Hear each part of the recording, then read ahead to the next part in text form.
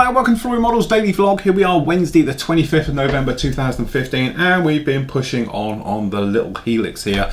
Absolutely loving this one. This one is, you know, it's one of those kits where it just lends itself beautifully to weathering and that, and I am absolutely loving it. I'm into that stage of doing the weathering and all the bits and pieces, and I would love to go further, but my brain is saying stop now, Phil, you've done it enough now. We don't want to completely go overboard with it. But generally it's very straightforward. Dead flat finish, Flory Models weather and wash over the top, wipe that away, gets caught in the texture, panel lines, all the rest of it, and then we've come in with enamel washes. Now normally we go and we make up our own and various things. We're actually using AK stuff. We're using engine oil and grease and just going around it all, making streaking techniques, and we're just generally giving this that sort of Russian, heavy beaten, worn down look to it. Really enjoying it. We've just finished doing the rotors, dead simple job on that one, and then what we're going to do is come in a moment with pigments, a little bit of pigment dust here and there and everywhere, just to give it more grime, taking it down all those levels and everything else like that, to generally give it the heavy, worn, bleached out look these particular helicopters have. No problems with it at all. It's an absolutely beautiful build, going together really nicely. You can see the next part of that is up on the site now, so it's part 5. That's going to talk about all about the painting and all the bits and pieces as we work our way through. The camera is in the new position, you see it behind me these days, but it is slightly offset and things, and I was playing with different things as we go through. The last part of the audio, to be honest, is horrible. I wasn't wearing my mic. What actually happens is when I'm in the spray booth, I'll wear a clip-on mic. This one, we've got 2 overhead ones doing it, but in there, because of the noise from the actual extractor, I was wondering if I could get away with not having it on, because the camera is now a lot closer to me, hence it is literally here, whereas before it was up the top, zoomed down. It doesn't work. So back to the clip-on mic, I promise, with that one. So part 5, end of it, the audio is just a little bit horrible. I sound a little bit tinny and things like that, but we'll get the clip-on mic obviously next time I'm back in the spray booth.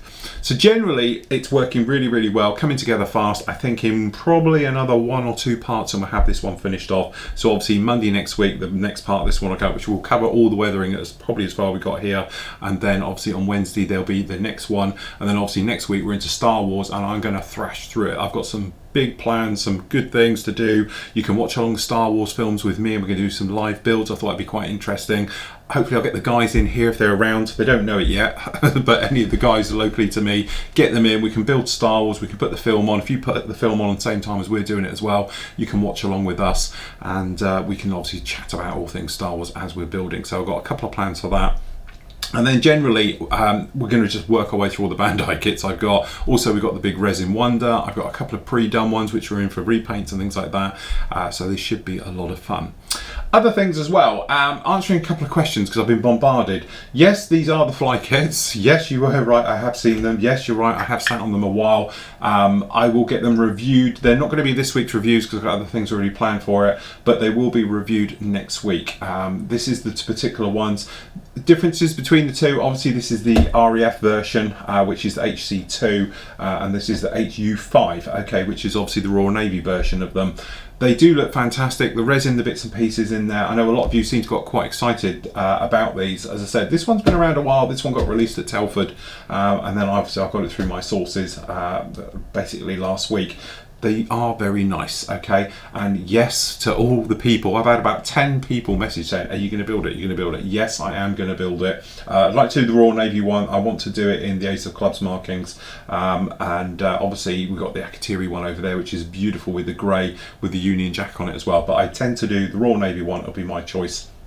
It's a beautiful aircraft, it's huge, it's big, and it's a Wessex. I love the Wessex, okay, and everything else like that. So for all you people asking, yes, the review will be up next week, and yes, I will be building it next year, okay? I have got a plan of what I would like to build, but as I said in the Q&A show, obviously it's your call what I would like to do. So what I'm going to do is I will probably throw one I'm going to do and then one out to you guys as well. So that way, I definitely want to do one of these. You know about the kits I want to do. We're doing the TACM tank next.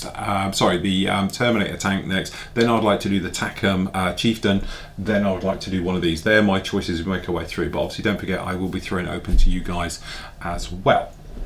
So lots of things on there. The other thing I got asked loads about as well is this book, Fox 2. Yes, it is a beautiful book and all the rest of it. There isn't many pages to it. I got mine actually from Hannants. Hannants have got them in. So to answer your question on that one, and again, I will probably get the review for this done tomorrow. So it'll be up on Friday, all right? Because it's a nice, quick, simple one. I can throw that in amongst all the other bits and pieces we're doing. So you can see that one as well. But yeah, it's very nice. It's basically the Hellenic Corsair 2, and it's a beautiful book, especially if you're into weathering and all the rest of it. But it's got all the walk around photos you'll need. We've looked at Fox 2 stuff before. We did the one on the Harrier, which is a lot bigger book, and the one on the Tornado, but this is the number 2 in their series, which is obviously for the Corsair 2. Absolutely beautiful book, very well worth it. And we were talking about references. They're the books I like because you've got all the references you can imagine. It doesn't matter if you what Corsair you're doing, because the references cross-gender. It's just that if you're into weathering, that's a beautiful book because it's got the Hellenic Corsair weathering, and let's face it, they're horrible, and it's perfect for looking at it and going right the way through.